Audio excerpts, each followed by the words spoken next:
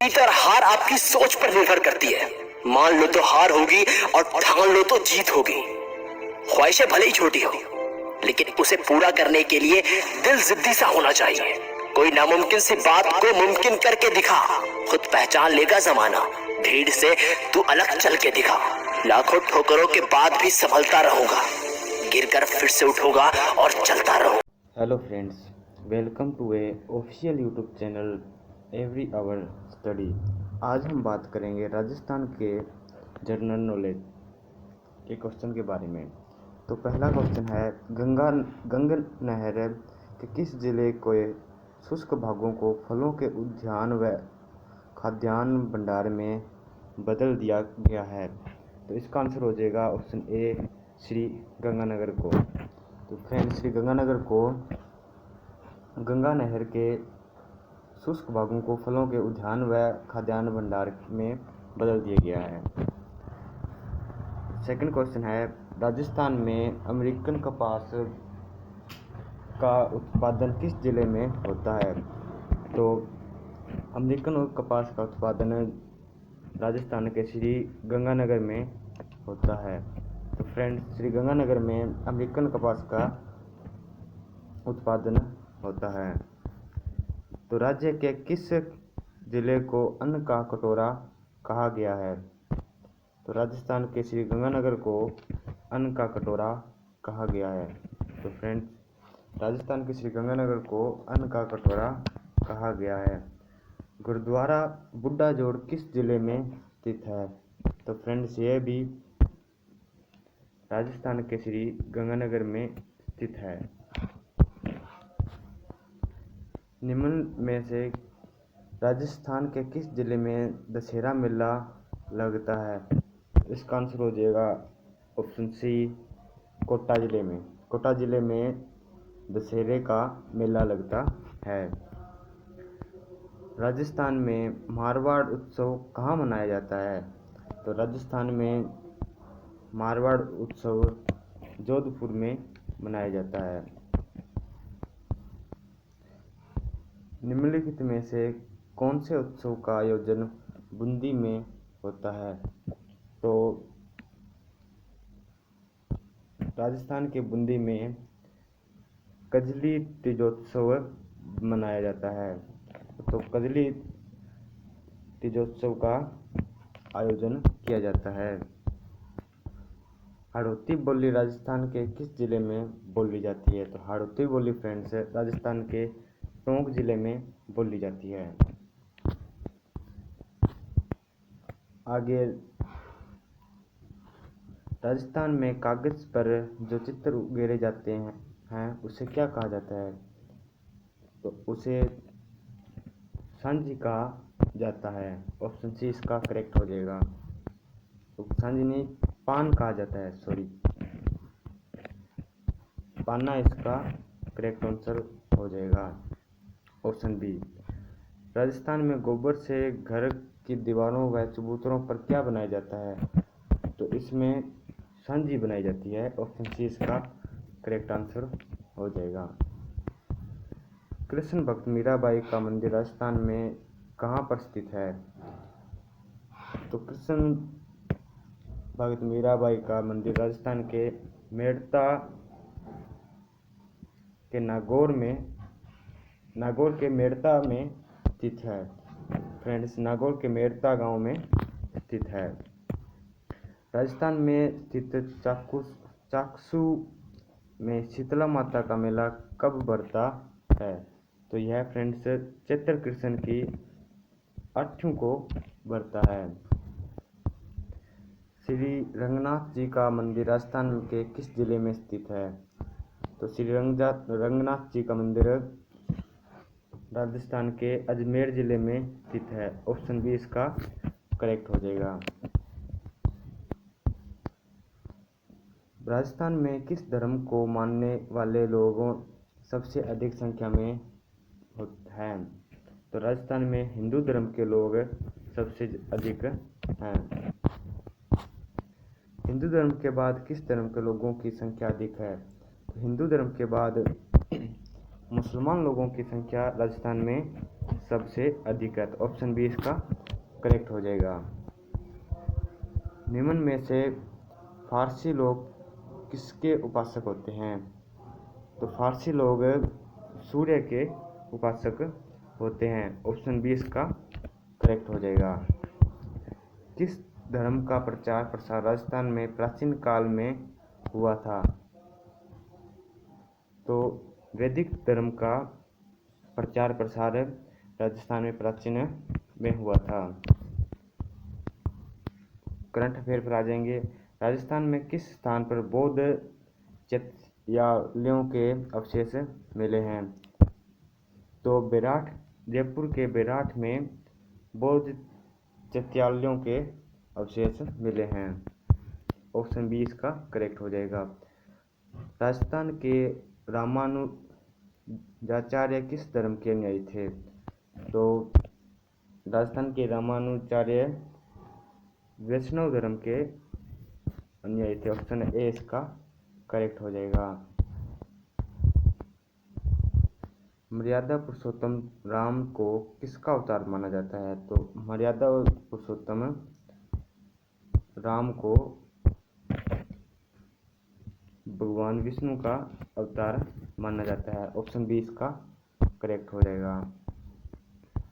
पुराणों की संख्या कितनी है? तो पुराणों की टोटल 18 पुराण है।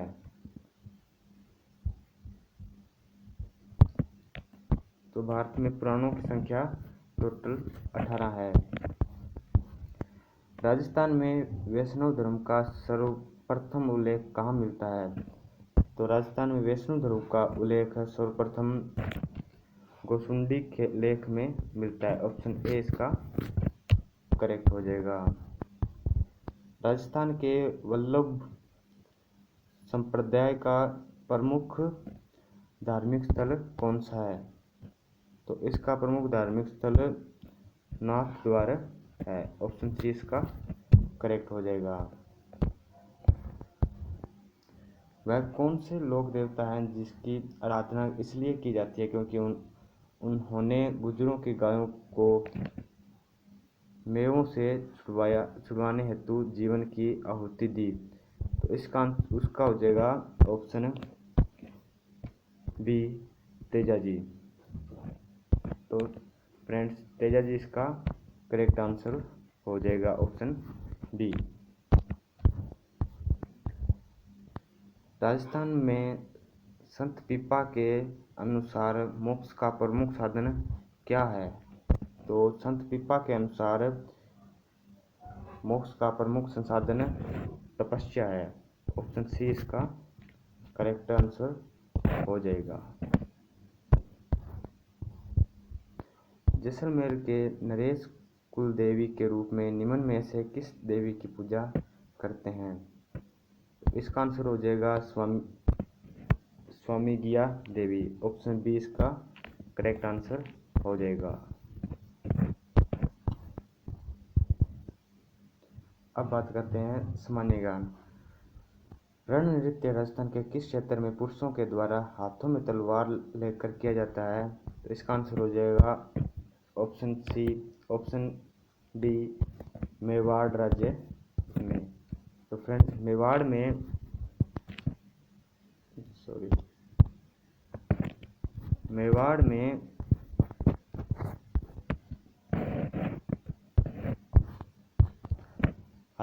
पुरुषों के द्वारा हाथों में तलवार लेकर यह नृत्य किया जाता है।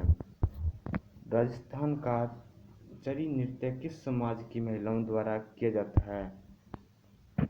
यह नृत्य गुर्जर जाति की महिलाओं द्वारा किया जाता है। ऑप्शन बी इसका करेक्ट आंसर हो जाएगा।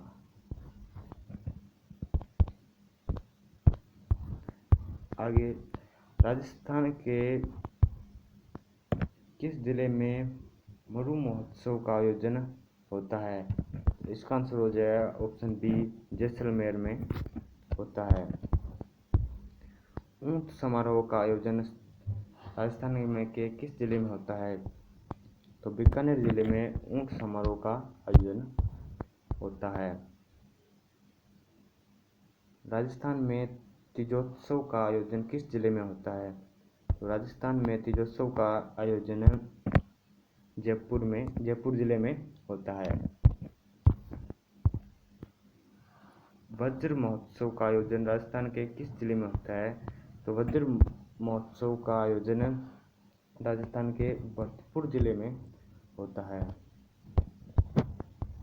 राजस्थान के किस शहर में हाथी समारोह बनाया जाता है? तो राजस्थान के जयपुर शहर में हाथी समारोह बनाया जाता है।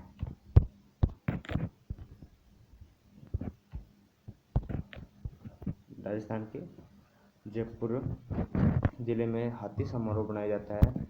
ऑप्शन बी इसका करेक्ट हो जाएगा। राजस्थान में कहाँ पर शरद महोत्सव मनाया जाता है? तो राजस्थान के माउंट आबू में शरद महोत्सव मनाया जाता है। ऑप्शन बी इसका करेक्ट हो जाएगा। अगला क्वेश्चन है, हाल ही में जारी की गई राजस्थान की खनिज नीति के अनुसार 2015 में अवैध खनन की सजा 2 वर्ष से बढ़ाकर कितनी की गई है और जुर्माना भी?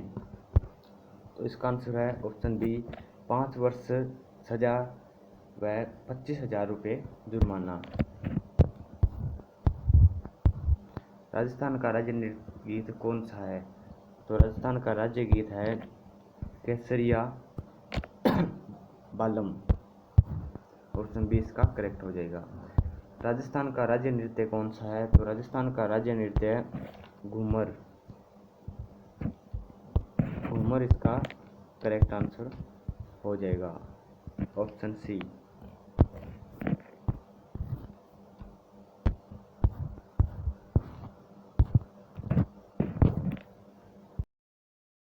की सिफारिशों के आधार पर भारत में पंचायती राज का उदय हुआ है। तो इसका आंसर हो जाएगा ऑप्शन बी बलवंत राय मेहता। तो फ्रेंड्स, बलवंत राय मेहता ने सन 1957 में अपनी रिपोर्ट सौंपी थी। भारत में कितने स्तरीय पंचायती राज की स्थापना की बात कही गई है? तो भारत में 3 स्तरीय पंचायती राज की बात कही गई है, जिसमें पहला है ग्राम पंचायत, दूसरा पंचायत समिति और तीसरा जिला परिषद है।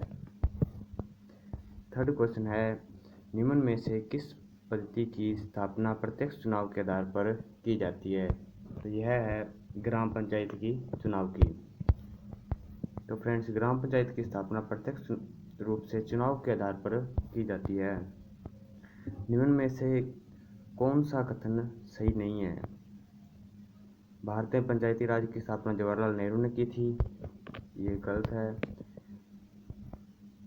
मध्य प्रदेश में सबसे पहले पंचायती राज की स्थापना हुई थी, तो ऑप्शन बी आपका करेक्ट हो जाएगा।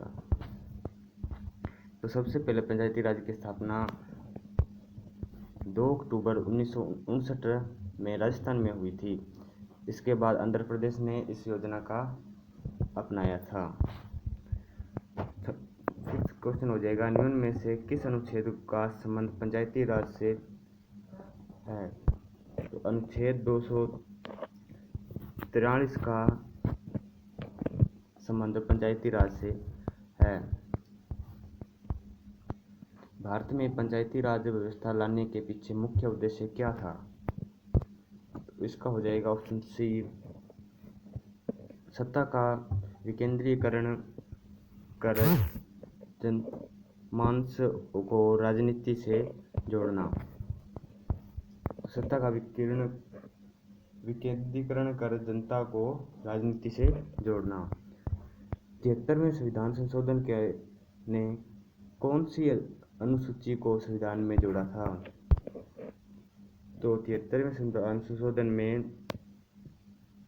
11वीं अनुसूची को संविधान में जोड़ा था। ग्राम सभा के संबंध में कौन सा कथन सही नहीं है? पहला है, ग्राम सभा में गांव स्तर पर गठित पंचायत क्षेत्र में निर्वाचक सूची में पंजीकृत व्यक्ति होते हैं। यह पंचायत क्षेत्र में पंजीकृत मतदाताओं के एक ग्राम स्तरीय सभा होती है।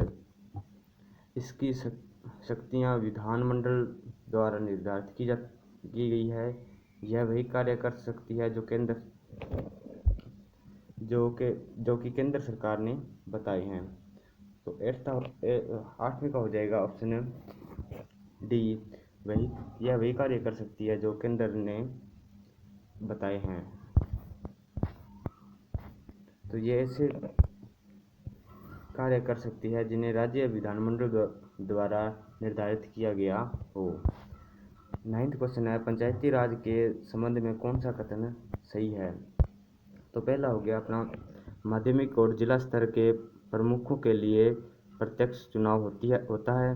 पंचायतों में चुनाव लड़ने के लिए न्यूनतम आयु 18 वर्ष होनी चाहिए। पंचायती राज संस्थाओं का चुनाव राज्य निर्वाचक आयोग कराता है। पंचायतों की वित्तीय समीक्षा के लिए 6 साल बाद वित्त आयोग की स्थापना की जाती है। तो 9th का हो जाएगा ऑप्शन सी, पंचायती राज संस्थाओं का चुनाव राज्य निर्वाचक आयोग द्वारा कराया जाता है। तो पंचायती राज संस्थाओं का चुनाव राज्य निर्वाचन आयोग द्वारा किया जाता है। अपना लास्ट क्वेश्चन है, पंचायतों में सभी स्तरों पर महिलाओं के लिए कितने पद आरक्षित होते हैं? तो 10th का है ऑप्शन ए 1/3, 1/3 पद महिलाओं के लिए आरक्षित होता है। तो 1/3 पद सदस्य एवं प्रमुख दोनों के लिए महिलाओं के लिए आरक्षित होता है। तो आगे जनरल नॉलेज के क्वेश्चन। वर्ष 2020 में कितने लोगों को पद्म विभूषण से सम्मानित किया गया था? तो 2020 में 7 लोगों को पद्म विभूषण से सम्मानित किया गया था। पद्म विभूषण पुरस्कार 2020 को 7 लोगों को प्रदान किया गया था। सबसे अधिक 4 पुरस्कार सार्वजनिक मामलों में के क्षेत्र में से संबंधित हैं। निम्नलिखित में से कौन पद्म विभूषण पुरस्कार 2020 का विजेता नहीं है? इसमें ऑप्शन बी, मेरी कॉम 2020 का पद्म विभूषण पुरस्कार विजेता नहीं है। आनंद महिंद्रा को 2020 में पद्म विभूषण पुरस्कार मिला, पीवी सिंधु को भी मिला और एस.सी. अमीर को भी पद्म विभूषण पुरस्कार मिला। तो मेरी कॉम को पद्म विभूषण पुरस्कार 2020 के लिए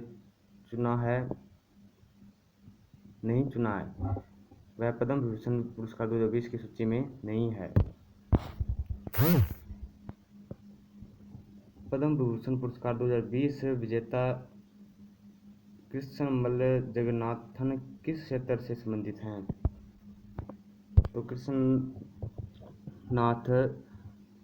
कृष्णमल जगन्नाथ ऑप्शन डी, सार्वजनिक कार्य के क्षेत्र से संबंधित हैं। तो कृष्णमल जगन्नाथन तमिलनाडु की एक सामाजिक कार्यकर्ता है। उन्होंने गरीबों और भूमिहीनों लोगों के लिए जीवन के उत्थान के लिए कड़ी मेहनत की है। विजेताओं को पद्म पुरस्कार कौन देता है? तो विजेताओं को पद्म विभूषण पुरस्कार भारत के राष्ट्रपति, भारत के प्रधानमंत्री, स्पीकर, ये तीनों ही दे सकते हैं। तो पद्म विभूषण पुरस्कार भारत के राष्ट्रपति द्वारा प्रदान किया जाता है। यह पुरस्कार राष्ट्रपति भवन में आयोजित एक समारोह में दिए जाते हैं। क्वेश्चन 5th है, निम्नलिखित में से क्या सही ढंग से मेल नहीं है? सी, छन्नूलाल मिश्रा कला, ये सही है। सर अनिरुद्ध जुगनौथ GCS के सार्वजनिक मामले, ये भी सही है। श्री विश्रेष्ठ स्वामी जी साहित्य, ये फ्रेंड्स गलत है। और जो जॉर्ज फर्नांडिस है वो सार्वजनिक मामले सही है।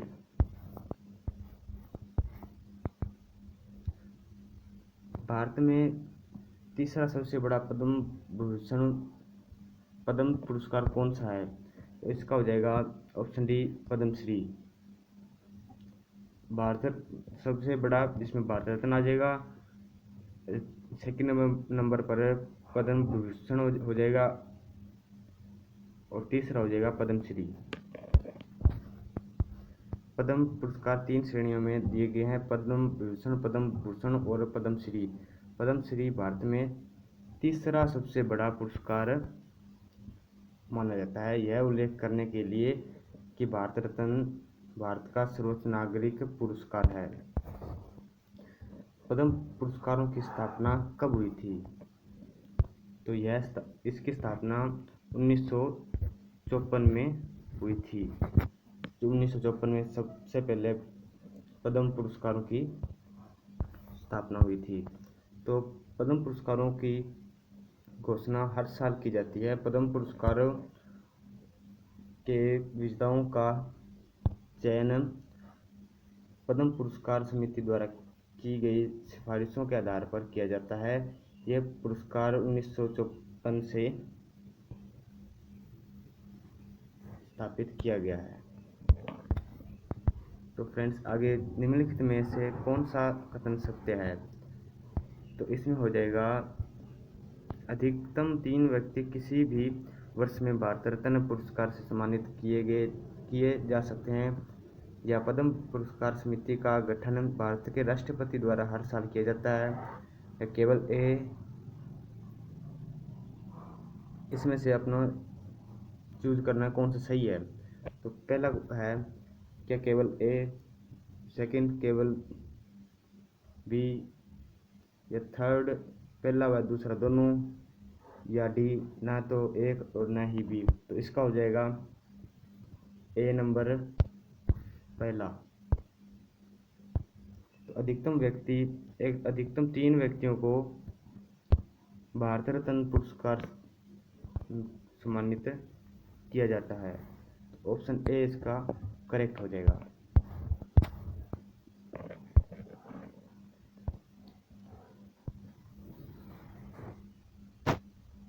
तो किसी भी विषय वर्ष में अधिकतम 3 व्यक्तियों को भारत रत्न पुरस्कार से सम्मानित किया जा सकता है। वर्ष 2019 में 3 व्यक्तियों प्रणब मुखर्जी, नानाजी देशमुख और भूपेन हजारिका को यह प्रतिष्ठित नागरिक पुरस्कार मिला था। तो 9th क्वेश्चन है, निम्नलिखित अभिनेत्री में से किसे पद्मश्री पुरस्कार 2020 के लिए चुना गया था? तो इसका आंसर हो जाएगा ऑप्शन ए कंगना रनौत। कंगना रनौत को पद्मश्री पुरस्कार के लिए चुना गया है। कंगना रनौत को पद्मश्री पुरस्कार 2020 में सम्मानित किया गया था। वर्ष 2020 में कितने पद्म पुरस्कार दिए गए थे? तो 2020 में कुल 141 पुरस्कार दिए गए थे।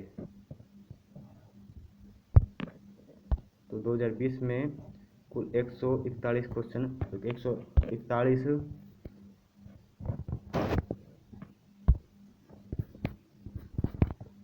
पद्म पुरस्कार दिए गए थे।